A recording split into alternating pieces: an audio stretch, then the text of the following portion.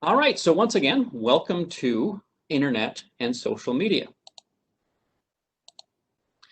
Next week, we'll be talking about the job interview, and that's always a very, very popular presentation. And then we'll be wrapping up week 6 with facing unemployment at 50 and older. But today, we're going to be talking about how people find work. And a lot of that has to do with how we interact on the internet. And it also has a lot to do with how we don't use the internet, actually. So we'll be talking about effective uses of the internet and also making sure that the internet is not your only option that you are using for your job search, because there are some tried and true methods that still work very well. However, most job searches will include some aspect of searching for positions on the internet or networking through the internet or social media, and that's what we'll be talking about LinkedIn at length today. So when you look on the internet, it can be very overwhelming because there are literally thousands, tens of thousands of jobs there. And probably 95% of them have nothing to do with your job search. So it's very important that you focus your job search to achieve the best results, because otherwise you just get overwhelmed, or you end up applying to a lot of jobs you're not interested or qualified for. So you want to make sure that you're looking beyond the job title. And one of the things that's always been true in job search is prioritizing what you find and responding immediately. As an employer, if I post a job for a week, if someone applies at 9 or 11:59 on the last day, I may have already looked through the applicants. I may already had some idea of who I wanted to hire or who I wanted to bring in for an interview. And if I got 50 people to choose from, the people who applied first generally show the most interest. Now, is that always true in your case? No, you may have found this job at the last minute. Still apply. However, if you do find a job you're very interested in, it's very important to have the tools ready. That means all the answers to the application questions that you can write down, a resume, maybe a cover letter template, all of those tools so that you can respond immediately. Also, use caution on the internet. Like everything else on the internet, job postings are an option for scammers. I'm not trying to make you paranoid about this. There's a lot of great places that have some very good jobs, but not all jobs you see are actual jobs. So I'm going to give you an example. Many employers in my area find really good results by posting their jobs on Craigslist. And that's something that you should consider. I mean, you'd be amazed how many great jobs there are on Craigslist. However, the downside of that is it's not as thoroughly vetted. There are not the protections in place like there would be on other sites, like the one I'm going to be talking about in a minute here, minnesotaworks.net. To verify employers. So if you find a job on there that sounds just too good to be true, make sure you are identifying what employer is making this call out for applicants and what the actual job is. One of the stories I have from my work as a workforce development rep is I helped someone with their resume. They went on Craigslist, they found a job, they contacted the employer, they sent them their resume, all their personal information, and then he very excitedly called me and said, "Thank you so much. I've got an interview." And I said, "For where?" He says, I'm not really sure. They didn't tell me, but it's a tremendous opportunity." Now, in this case, it was a kind of a pyramid scheme, type of job in which, he would be selling for this person and that person would make money off it. So it wasn't an out and out scam, but it certainly wasn't the job he thought it was. So always make sure on the internet that you know who you're talking to. Apply for a specific job. Now, in some cases, the jobs that are posted may not look like a specific job because it's through a staffing agency, but at least know what the staffing agency is before you contact. And then additionally, follow up with a phone call. You may hear no, you may hear, this is our process, but I'm very excited when I get an application from somebody and they reach out to me and say, "Just wanted to know if you had any questions on that, or is there any further information I could give you at this time?" Now, some employers are not going to be as open to that as other employers, but my recommendation is try it, unless you have specific knowledge. And by the way, specific knowledge about an employer trumps anything I'm going to say here today. The research you do into an employer through your networking, through following them on LinkedIn or Facebook, may give you insights that would contradict some of the things I'm going to talk about today, and that's perfectly fine. But just as a best case scenario, follow up if you can. So let's talk a little bit about MinnesotaWorks.net. So this is the largest single database for jobs in Minnesota. Some sites will cross-pollinate. You'll get a job on one site and it'll automatically link to another and another and another. That's not always true with MinnesotaWorks.net. So some sites like Indeed cannot access MinnesotaWorks.net jobs. Now, there are fancier job sites. If you go to Indeed or Glassdoor or any of the fee sites in which it costs employers money, certainly they're going to have some bells and whistles, and certainly use those sites too. They're great. Find out what works for you. But I'm going to show you some of the advantages of having a MinnesotaWorks.net account. Once you create an account, first off, take a look. There are currently 63,000 job postings on there, and there are only 23,000 active resumes. Now this fluctuates up and down. I've seen it as high as 90,000 jobs or 90,000 employers that are posting jobs, or vice versa. It just depends on the economy. So once you log in, once you've created an account, and by the way, if you need any help creating an account, it does walk you through the process pretty simply. Just going back here, there are training videos that will walk you through the process. You're just answering a few questions to make sure you are an actual job seeker. Employers go through a much more rigorous process, by the way. They get a phone call from the MinnesotaWorks.net help desk, and they have to verify their unemployment ID, and that's important because that tells you that employers who are on this site are verified employers. I've been an employer on Minnesota Works. I will testify to the fact that it does work. I did get good candidates. I've hired off Minnesota Works. It's not the only tool you should be using in your job search, but it is one of them. And I'm going to show you just some effective methods of using this. So once you get on to MinnesotaWorks.net, and once you have an account, you're going to want to put a resume on there, and that's a presentation in and of itself. But once you have a resume on there, make sure it's getting views. So you can see here's my view count. If day after day after day you have 0 views on your resume, it's not working for you. So change something. Change the words you're using. Look at the jobs you're applying to. Look at the words overall, not just in one case. MinnesotaWorks.net is more of a profile. It's not putting a resume up for a specific employer, but in many cases it's for a specific industry. You can have up to 5 resumes on MinnesotaWorks.net. So if you are maybe you do a bartending, you've done that in the past. Well, you don't want to have a bartending job for a manufacturing position. So you could have 2 resumes if you're looking at a couple of different industries. And when you look at jobs within those industries, look at the words they use to describe the skills you have and use those words. And I'm going to give you a couple of examples of how that works. When I search for jobs on Minnesota Works on the side here, I can just click on Search for Jobs. What I can do is I can filter down my results way down, basically to nothing. And I'm going to show you a couple things to look out for. First off, it depends on the area you're in. If you're in the Twin Cities metro area, doing a blank search is not going to work very well because you'll get thousands of jobs listed every single day. So instead of that, you might want to filter your results a little bit. I live in an area where we get a page and a half, maybe 2 pages of jobs a day. I can consistently look at all of those jobs on a daily basis. That's how I start every single day, to see what jobs are available to the people I serve. So depending on your area, filter or not filter. You can also match your resume directly to a job.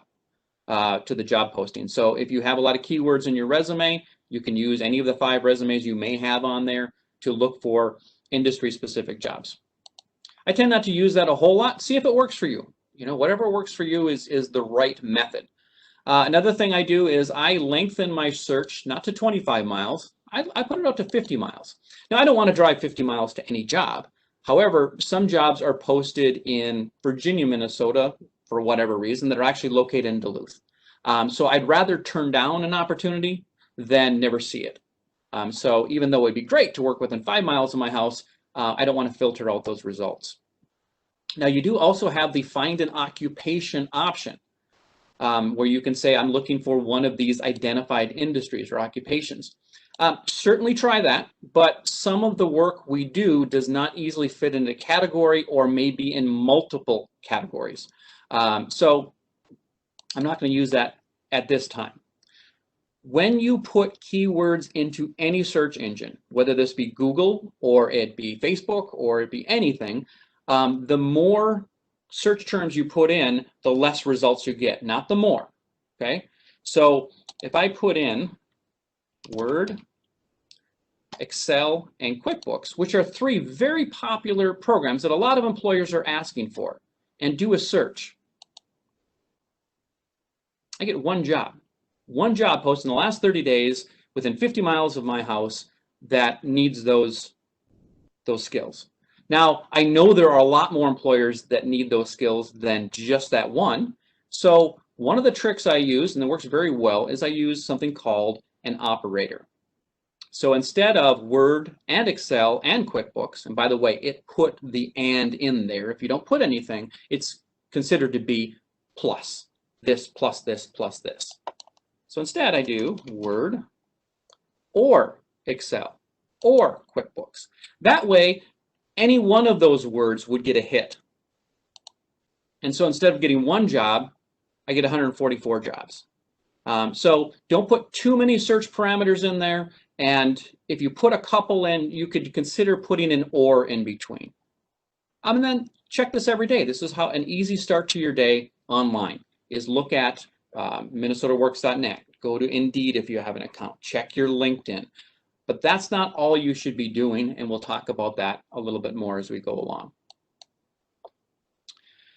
So, what do I mean by the #1 tip for internet job seeking is avoid job board addiction. Applying online is necessary for almost everybody, but most of the jobs you get in your life are at some point going to involve networking. This is who you know, who gave you the heads up on that job, who you know at that company, who you know who knows someone at that company that got you an informational interview. Or internal networking. You know, when you get promoted from one job to another, you may have to apply for that job, but you found out for that job through a coworker, through your boss. So you want to balance your time online with networking or self-marketing. Now, I do get a lot of questions since we've been, in this COVID situation, in that how can I network with people because I don't feel comfortable going out. Most of our networking, our personal networking, still happens through other means, through distance means. I don't want to say online means because a very easy way to network is calling a friend. Call them on the phone. If you're not comfortable going out for coffee, just give them a call. Send them an email, send them a text. That's still networking. Now, of course, if you can meet in person, that can be more impactful, but it's not always possible. So balancing your online time with other job-seeking activities like reaching out to your network is really important because you're going to find more specific jobs that meet your requirements because you're asking for them. You're asking your network to give you specific jobs. So let me tell you how that works.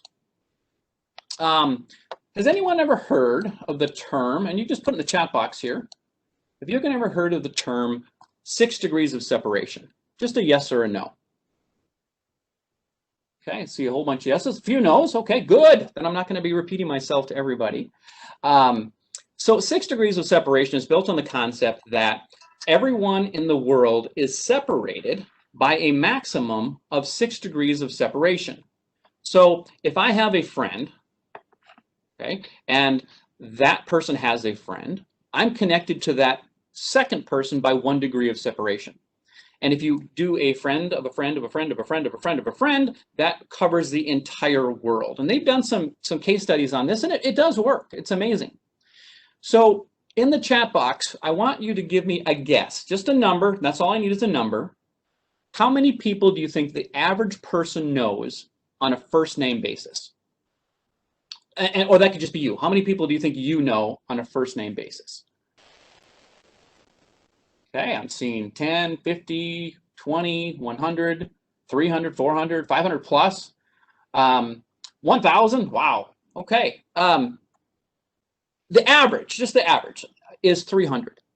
And if you put in 10, I think you're thinking it the wrong way. So these could be people you've worked with, people you've been to school with, that you keep up with. The test I use is if I call someone and say, hi, this is Art, they don't say Art who.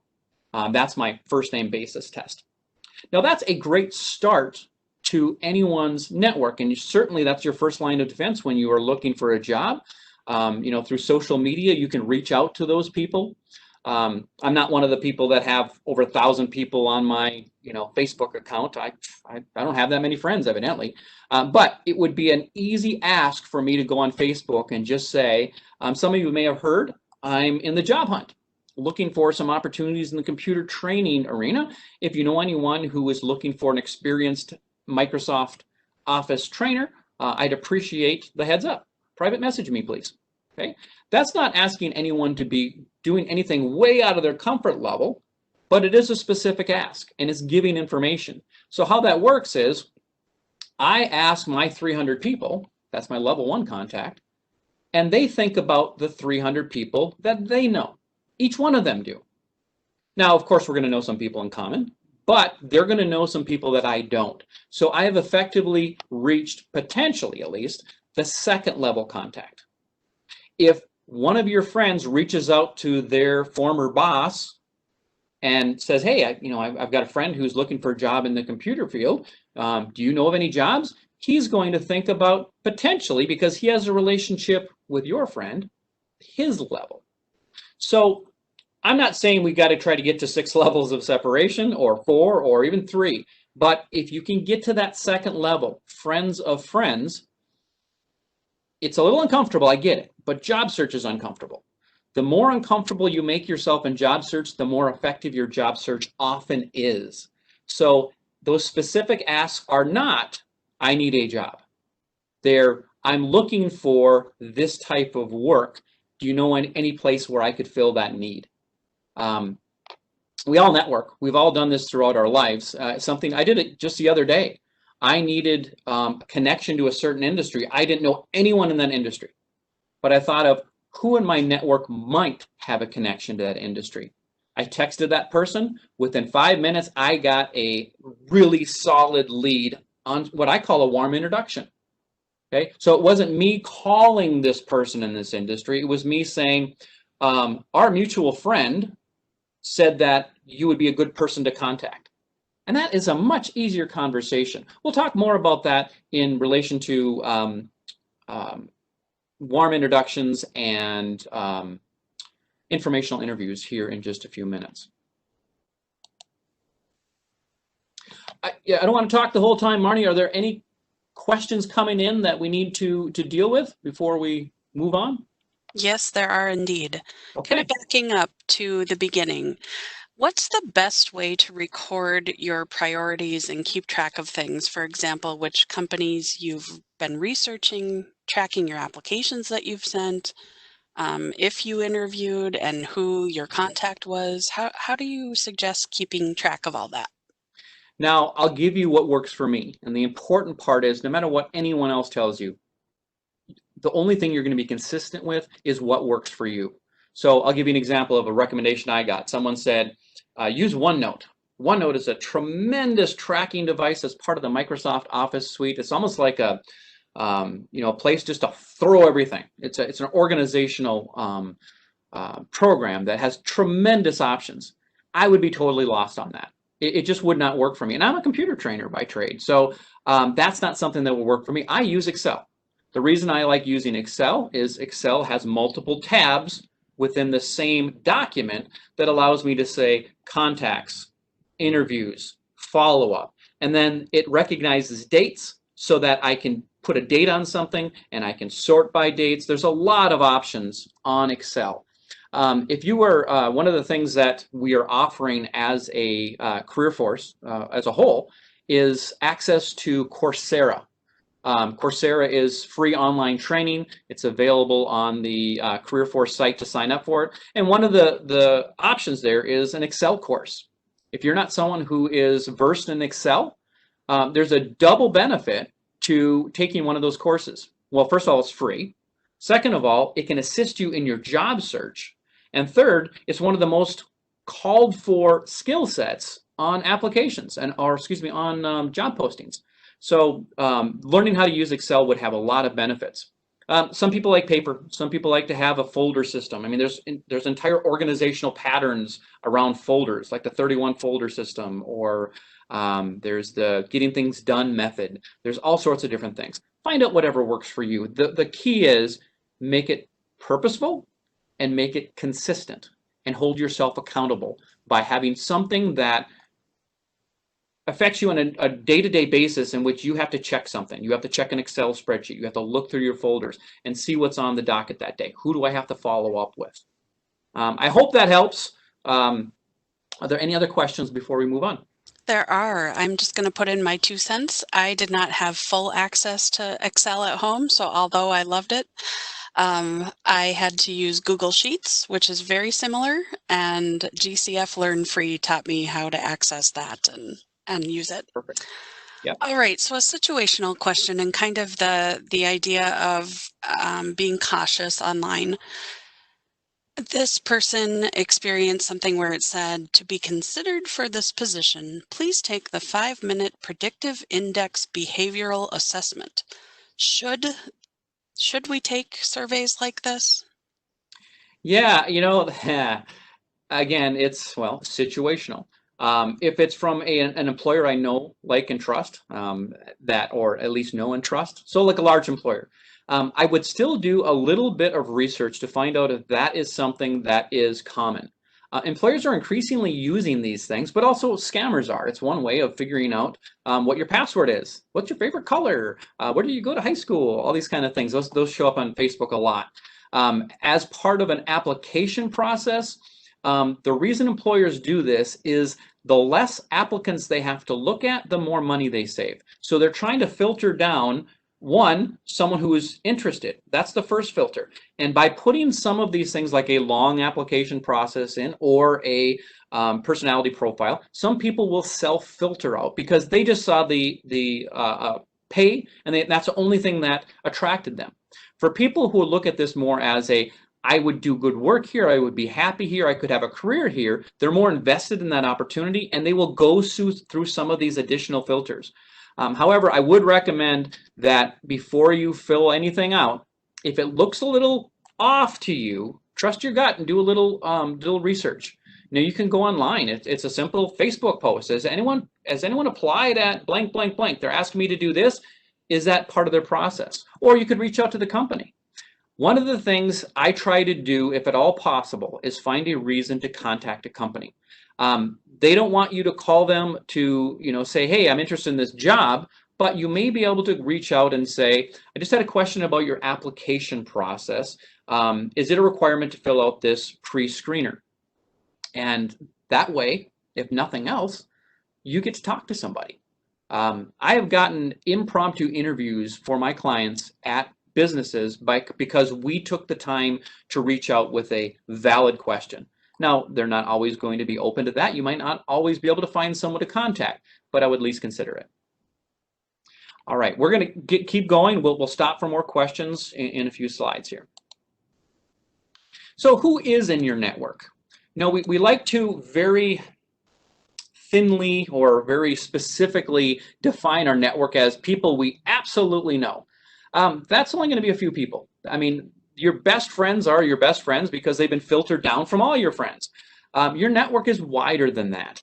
It is people that are, friends you don't talk to on a weekly or even monthly basis. They could be family that you haven't talked to in a while, colleagues from a previous position, acquaintances, business contacts. Referrals from contacts become that second level of networking. But there are very, very specific networking options like networking groups. I've been involved in those. I was in a networking group for 7 years, and we met once a week with the specific purpose of networking. And it was very stringent in how we did that. We had 22 steps to effectively network. Now, most people are not going to do that, but we can be purposeful in our networking by giving information. Certainly you want to, have that small talk. You don't want to lead with an ask, catch up a little bit. And then let them know what you've been doing and where you would want to do it next. It's never effective to say, I need a job. Because when you lead with that, while it may be very true, comes off as more desperate. And I don't want to have someone in my network get a job and leave it, because now I'm affected as the person who made those two connections. So it's much better to say, here's my skills, here's how long I've been doing this, I'm looking for opportunities, do you have any connections, or do you know anyone who could use those skills? It takes practice. Many people call that the elevator speech, and we adjust that elevator speech depending on the audience. If it's a new person you just met, you may have a short intro. If it's someone that you haven't talked to in a while, you're going to adjust that, and you're going to give them a little more information because you have more time. There's a lot of different options. If you are new to an area, your network is smaller than it needs to be. So joining groups, and these can be online groups, by the way, as long as they're locally based, is a way of connecting and developing a network. If you don't have a lot of networking connections, that should be part of your daily basis. How am I going to meet people? These could be through running clubs. It could be through public speaking organizations. It could be all sorts of different things, but have a focus. And that focus is giving and getting information. And it's not a one-way street. You can help your network. If you can help your network, they're more likely to want to help you. So when you make a contact with an employer, always have a purpose. So if you want to speak with a hiring manager, and you call them and you take that bold step of reaching out, some people do that and then they have nothing to say. So make sure you have in your mind, what did you want to accomplish with this? And one of the best methods I have found of breaking into a company is something called an informational interview. So I like setting these up through a warm introduction, through getting introduced by someone I know, the warm handoff. And so you see this picture here, there's a third person and they're just making this warm handoff. I've seen this done in person. I've seen it very purposefully done through LinkedIn or Facebook. There are a lot of methods to do this, but the purpose of an informational interview is to get information. It's not to say, all right, I got in this company, now I want to apply. It's more along the lines of getting information for that employer to find out if you are a good fit there. There's a lot of methods to do that. We talk about that at length in our interview class, but when you make contact through whatever method with an employer, make sure that you have, for lack of a better term, a scripted response, at least an outline response. When you're doing this over the phone, it's easy to use notes. If you're doing it through a WebEx or a Zoom meeting, you can still have notes taped to the side of your screen. The in-person is not gone, by the way. A lot of people think that, hey, we're not doing in-person interviews anymore. I know two people who did them this week, and one of them got a job. They wore masks, and that's pretty much a given in Minnesota, but there are still in-person options available.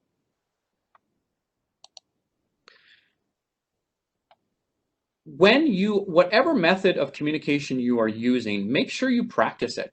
This would be a great opportunity to bring someone from your network into your job hunt by asking them, would you mind if I just did a practice conversation with you? I'm doing an informational interview with an employer. I'd just like to practice my talking points. Now you can do that yourself, but it's a little weird to do it yourself. You can do it with a friend, record it, see what it sounds like. The more organized you are, the more prepared you are, the less you're going to interrupt yourself through the ums and the ahs that happen all the time. I have a couple of teenage daughters and they say like every third word. And the reason is their mind is working faster than their mouth is, or vice versa. I'm not exactly sure how that works, but the idea is they don't know exactly what they want to say, but they want to say something. When we know what we want to say, we interrupt ourselves less because we don't have to give ourselves that time to think of what the next word is. If you're going to do telephone communications or any communication with an employer, dress well. We are going down a path of people thinking that, hey, I don't have to dress well for work or for interviews or anything simply because it's all online. I can wear sweats underneath. two points there. One, you may have to stand up at some point. But even on a phone conversation, the better you dress, the more professional you feel. I don't feel professional in a tank top and shorts. I just don't. If I may be a little less comfortable in a suit and tie, but I'm going to feel on point. I'm going to feel that I'm doing everything I can to make a good impression. So dress well. Also smiling. Smiling comes over the phone. It really does. I'm not saying everything has to be, everything's perfect and I'm so happy, but the number one filter I have when I hire people, if I get qualified applicants and I'm meeting with them or I'm talking with them over the phone, the thing that's in the back of my head at all times is this a positive person? Or is this a negative person? Negative people adversely affect the entire organization, no matter how qualified they are. So when we are having conversations over the phone, it's very common to be very nervous, and we don't let any of our personality show through. So taking a purposeful approach to, I'm going to smile, I'm going to be positive, maybe some self-affirmations, whatever it takes to put that positive impression to an employer, I think is very important. And it's one of the things very few people prepare for. They prepare their talking points. They don't prepare their attitude. And that's, I think, very important.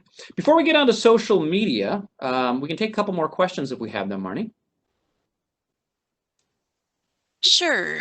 Do you have any tips for leveraging experience when you're looking to make a career change or after a gap in employment? Absolutely. There are a lot of assessments you can take. And by the way, no employer sees these. These are personal assessments that will give you an idea of what your transferable skills are from a certain industry. So I'll give you an example of this in my own career path. So for many years, I worked in an Alzheimer's care unit. So at that time, this is dating me a bit, there were no computers at the location. So I did that for 9 years.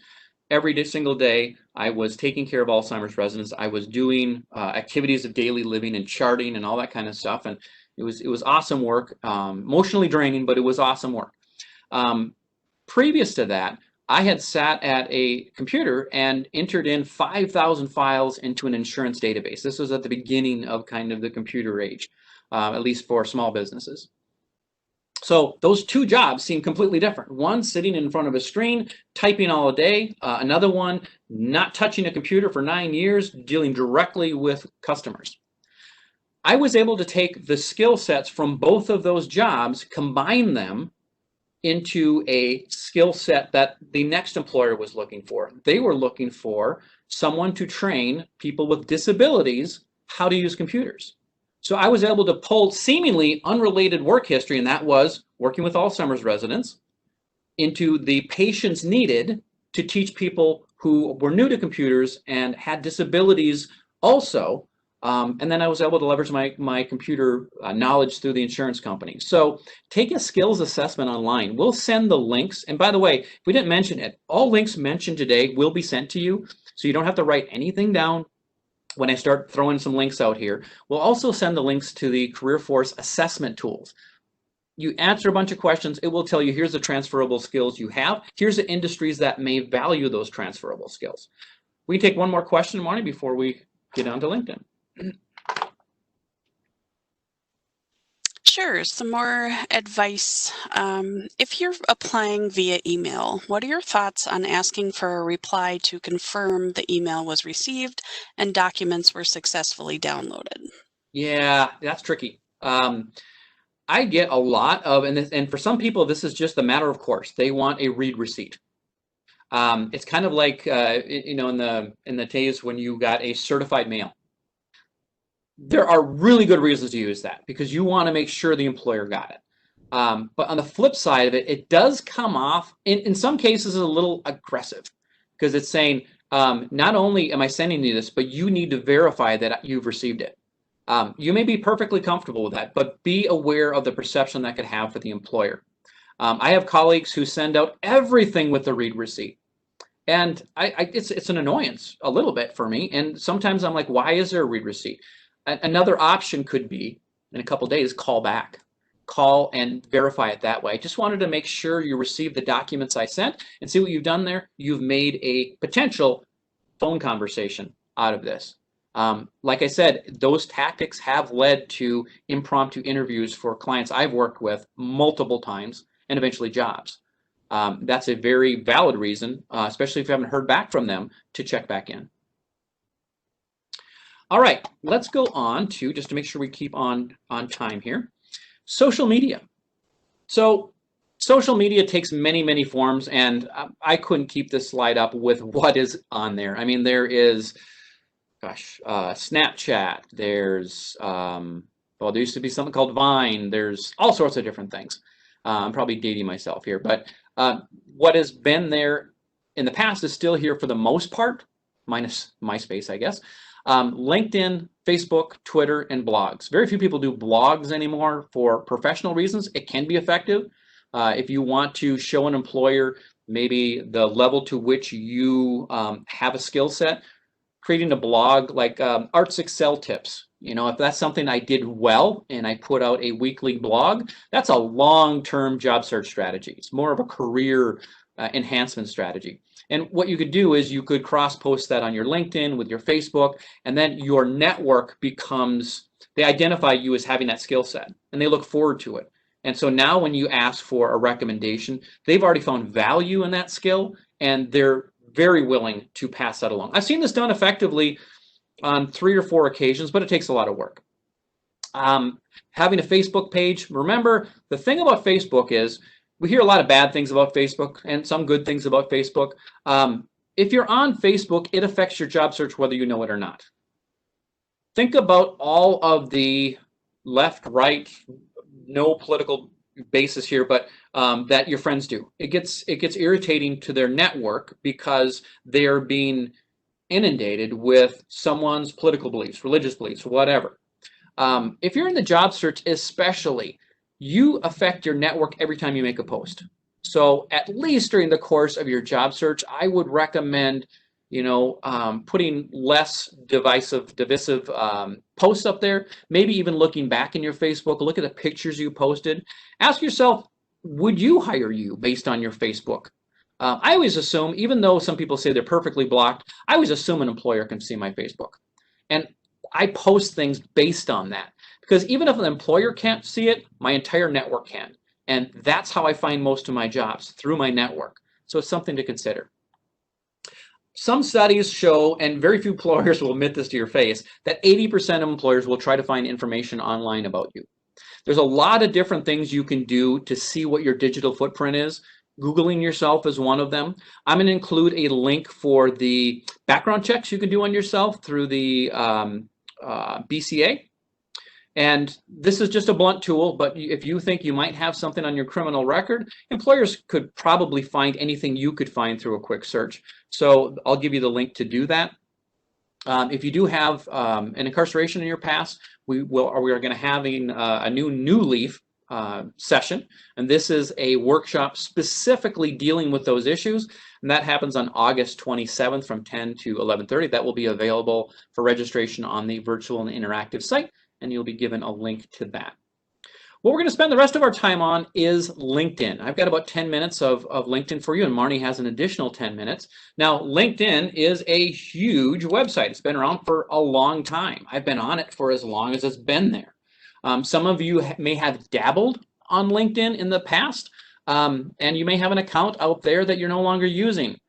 What I'm showing you here is probably one of the more important things you should have access to, and that's the LinkedIn help page. Now, if you search for LinkedIn training, you're going to get paid training because LinkedIn has a training connection, I think, with lynda.com now or whatever. So there's a lot of paid stuff. This is their help menu. So I'll include the direct link for this so you can get to it. So if you wanted to close your account, if you wanted to change or add an email address because you're at a new employer, what happens more often than it should is people leave an employer, they had their old employer's address on there, their email address on there, they forgot their password, and now they can't recover it. So always add at least one extra email, personal email, so you can recover it.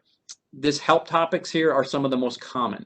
We're going to cover 2 topics on LinkedIn so we can give you some takeaways today on actionable steps. So the first one is we're going to be talking about making a connection. Now you may have noticed that I've redacted a lot of information here. I've taken off people's pictures. This video is being recorded right now and will be available on the virtual and interactive site tomorrow at some point. And so I don't want to put anyone's faces up there without their okay. So if you're wondering why I don't have my face up here or any of the people I'm networking, I've just taken that off.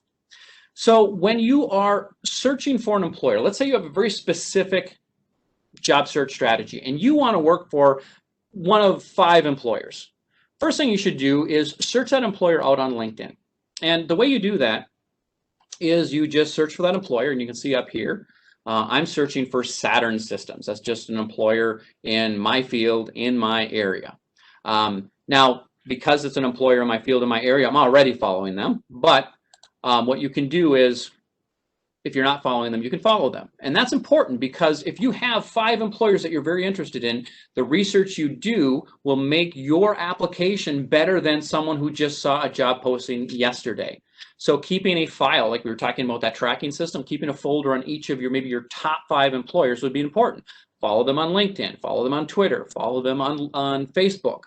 What this also gives you is the option, well, of course, you're going to visit their website, but it will show you the employees at their location that are on LinkedIn. Some employers really push their employees to join LinkedIn. Some employers don't use LinkedIn very much, but even if the employer doesn't use it, some of the employees will. And what this will do is it will show you, of those 59 employees, who you're best connected to. Now, if you're one-to-one connected, if you know someone there, you don't even need LinkedIn. You can call that person. But if you don't know anyone in that location, look for someone who has similar connections or shared connections. So in this case, I know this is really small, but this HR person has 23 shared connections with me. So then what I would do is I would click on those shared connections and find the best person to make that warm introduction. Okay? It doesn't always have to be an HR person, by the way. Sometimes they're not going to be able to do it. Think about someone who works in that group or that team, or within maybe who had an entry-level job that you are looking to get into. I don't click on connect with a stranger. I never do. Some people are very willing to do that, and I get that. That's a valid job search strategy, connecting with as many people as you can. All of my connections I know in the real world. I've met them, they know me. And that's the reason I find this very effective, because any of these connections that we have in common, I'm assuming are true connections that would be willing to help me out. Because I don't connect with anyone I'm not willing to help out. So that's my test for connecting with someone. Do I know them? Do I know them professionally? Would I put my reputation on the line if they asked me to? Once you find this connection, it's important to now get off LinkedIn altogether. Don't try to get a warm introduction through LinkedIn. Because what it's going to do is create an awkward situation in which people are exchanging emails and some of them are auto-generated and no one really knows what's going on. So pick up the phone. If you truly know this person, you can call them and say, hey, I see you know the HR person at Saturn System. I'm really interested in that company because they are looking for someone with Python programming experience. I've been doing that for the last 10 years. Is there anything you can let me know about this person, or how would be the best way to connect with them? And if they're willing to do it, they may be willing to make a warm introduction through a phone call, through an email.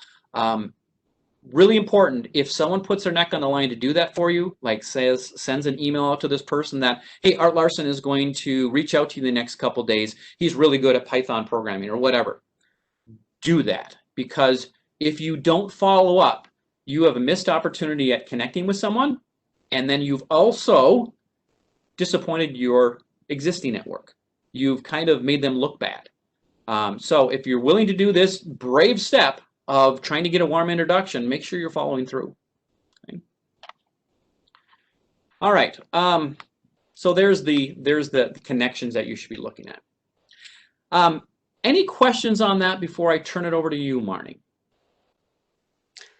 Let's see. How about, is it okay to connect with former coworkers from a company that you were laid off from? Yeah, absolutely. Now, that term laid off, if it was truly laid off, absolutely. If you were fired from that company, make the determination on whether that would be a good connection or not. And it still can be, by the way. But I'm not saying as a rule, every company that you left work with, is fair game, because you may have there may be some baggage there. But if it was a layoff, absolutely. Because think of it, these are the people that most know the skills you're presenting. These are some people that may even, and this is a whole different subject, may even be able to write a recommendation for you on LinkedIn. That's a really good step that most job seekers should at least consider. And there's a training video on this on that help site I sent you. Getting a letter of recommendation for someone you directly worked with holds a lot more weight for employers than a friend of yours who just likes you. So yes, definitely. Okay. For somebody who is maybe looking to change careers or has a varied history in different industries, do you have any recommendations for keeping the LinkedIn profile relevant to a wide variety of skill sets or positions? Yeah, absolutely. So LinkedIn is a profile. It is a little bit like a resume, but I consider when someone gets on my LinkedIn account, I have a captive audience. They're there to learn more about me. I do have to put my work history on there. That's one of the requirements, or at least to get a complete profile, you have to have your work history on there. And if that work history does not paint the picture that you want your new audience to see about you, there are ways around that. Now, there's a ways of dealing with that. And one of them is through I'm trying to think of the name right now. It's your kind of like the bio you put up. It's that narrative piece that's at the very beginning. Before they go into your work history, they're going to read from top down. And the title you give yourself. By the way, don't put job seeker looking for new opportunities as what you do. List the industry. Like it could be computer application specialist. You may not be currently working on that, but that's what you see yourself and promote yourself as. And if that's the work you want to do, even though you don't have maybe that specific work history, take the bits and pieces of the transferable history and put it in your narrative piece to describe what your experience gives to that type of work. So yes, if some people feel very trapped by their work history when they do a LinkedIn account, there are ways of adjusting it so it tells a better story for you. All right, I want to give Marnie the time she needs to do the next portion. So we're going to jump over to interview prep. Take it away, Marnie. All right. So whether you've completed your LinkedIn profile or not, the interview prep feature is a tool that you can begin using right away, right now.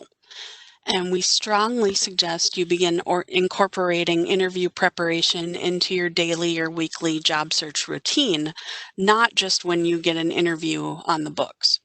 So preparing and practicing before receiving an interview invitation is really going to help you mentally in the long run once you get into that nerve-wracking situation of the interview. Okay, so once you've logged into your LinkedIn account, you'll click on the Jobs menu. This is the briefcase icon from the menu ribbon at the top of the page when you're in LinkedIn. All right, we'll go to the next slide. And once you're up on the jobs page, find the More menu and click it to find Interview Prep in the drop-down menu that pops up. Then, once you've got that popped up, you just slide down and you click the Interview Prep words. And you'll remember that these slides with the screenshots with our speaker notes will be sent to you. So if you're frantically trying to figure out how do I do this or get up another window, just relax and we will send these to you afterwards. Okay, so once you're in the interview prep tool, there we go. You'll find 26 common interview questions listed on the left side of the screen. You can also find that if you click that categories button, there are even more question sets for anyone who's specifically prepping for an interview in the finance or sales industries. And as you click on each question, you'll feel free to slide your cursor back over to the right side, and you can scroll down. You will typically find a free answer framework information, including a video and tips on specific questions. These are great reminders, even if you've already taken some interview courses. And a great idea to get different perspectives on the question's answers. Okay, so at the top of the page, to the right of each question, you will see the question again with a button or two underneath. Go ahead and then click the practice button and get feedback. If you choose to record a video and turn on the slide button that says Get Instant AI-Powered Feedback on the delivery of your answer after recording a video, then after the recording, you'll receive counts of your words that are spoken per minute, any filler words like ah, like, and any sensitive phrases and answer tips as well. So at that point, you can choose to either retake the video and try again, or save that video answer. Finally, the LinkedIn interview prep feature also gives you the option to request feedback from your connections. So after you've done what you can on your own to practice common interview questions and answers, you can send that video or your written answer to someone that you know and trust, who you're connected to on LinkedIn, and they can review your answer and provide you with some feedback. This is a great opportunity to get some outside feedback and perspective, and just one more way that LinkedIn provides you for connecting with your network. All right, looking at We did get a question real Yeah. quick here, and it's a great question. Do you have to be a premium member to get all those answers?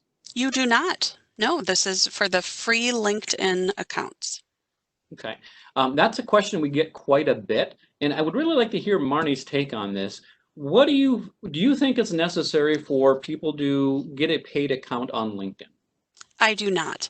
No, I would not advise most of my job seekers to pay for a membership on a network site like this.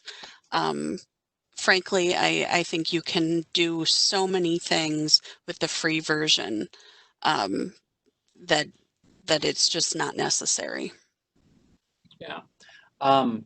Another question along the lines of that, well, just real quick, I was on a conference call with the people from LinkedIn, Mhm. and I asked them that exact question because I wanted to see what their answer was. And LinkedIn said, no, you do not have to have a paid account to find a lot of value here. And here's the reason why. If they made you pay for LinkedIn for the good stuff, you would have about 5% of the people who are on LinkedIn. And they won't be able to sell the ads they do to the hundreds of millions of people who are currently on there. So they do try to make a little bit of extra money through some really good features. By the way, there are great features there.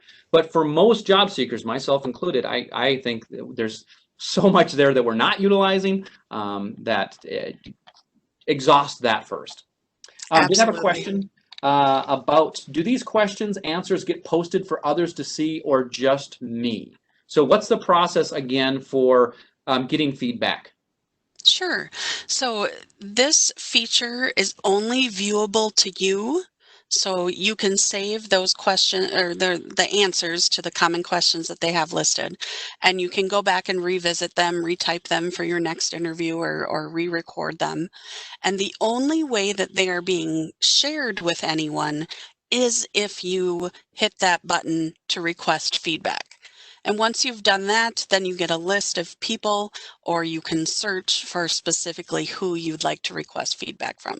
Otherwise, they are privately yours within your account.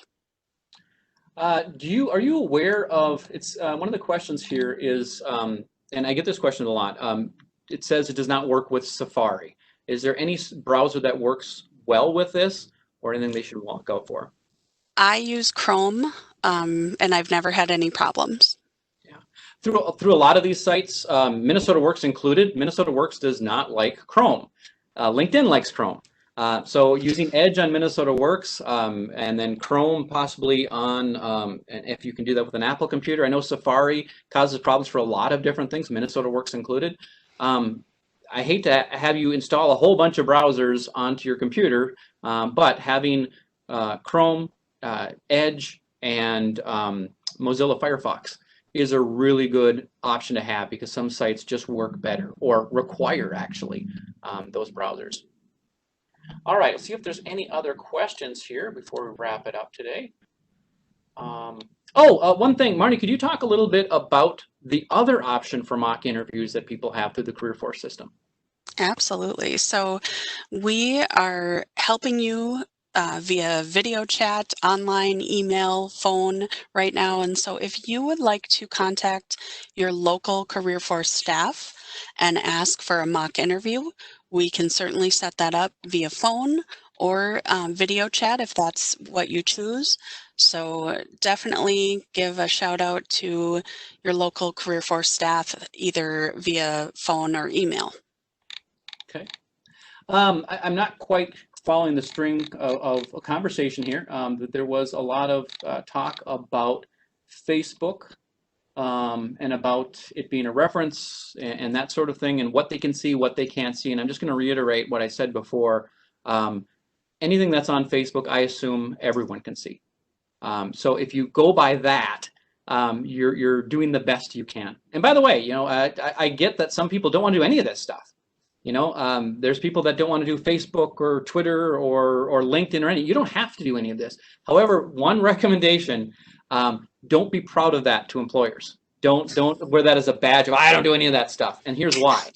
Every single employer you apply to, just about every single employer does do those things. And they use it as a method of marketing their business, of getting people into their doors. And you saying that you don't do that says that you're not going to have that follow capability. You're not going to promote within that social media structure. You may not want to. I've seen people just get very angry about Facebook and say, I don't do any of that stuff. And that's okay. Just don't talk about it to an employer. Agreed. Okay. We'll look through the chat and see if there's anything we didn't get to reach out to those people who didn't get their questions answered. But I did want to take a moment.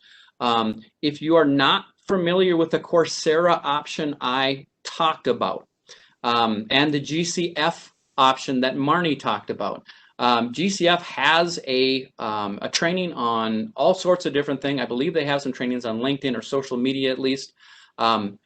Coursera has trainings on 3,800 topics. So we're going to be including the link on how to register there. The reason I like to mention this is it sounds way too good to be true that people like Duke University and the University of Michigan are giving away free classes that you get certificates from. It is through special arrangement with the state of Minnesota. You will be able to, until the end of the year, register for these classes. And as long as they're done by April, you can get certificates, which can enhance your job search. Next week, we'll be talking about the interview. I'll be sending the links on how to register for that particular job club option, which is next week. Thank you all for your time. A video recording of this should be available by the end of the day tomorrow. I'll include it in the follow-up email with the rest of the follow-up packet. Thank you, everyone. Have a good day.